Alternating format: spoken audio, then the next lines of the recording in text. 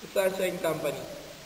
It said that the Sunshine Company started in a OEM or chemical on original equipment manufacturing, whose activities included material sourcing, spinning, design, contribution, marketing, and detailing.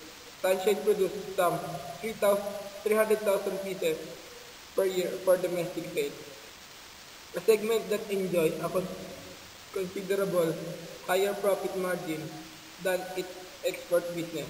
Sunshine was positioned as a high-end fashion brand in the domestic market, with design being the leading factor in determining the sales of its goods.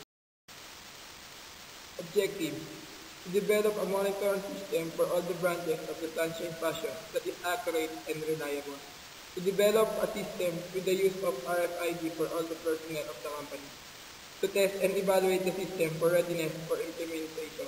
It seems ready it will be implemented as designed. Problem: there are thief and fraud employees. The branch manager is postponing start date of the promotion without informing the officer. The Sunshine did not facilitate in the part of the stock level. The ERP system cannot automatically update about the information. The reading of the barcodes for the sweater has been changed. Conclusion: for me, I conclude that the system is good for solution for the monitoring and to avoid cheating for the product selling according to its original price and package difference. The system achieves the objectives for the Sunshine Company. Recommendation: to have an automatically update in the ERP of the system. To have update for the information to be entered and deleted.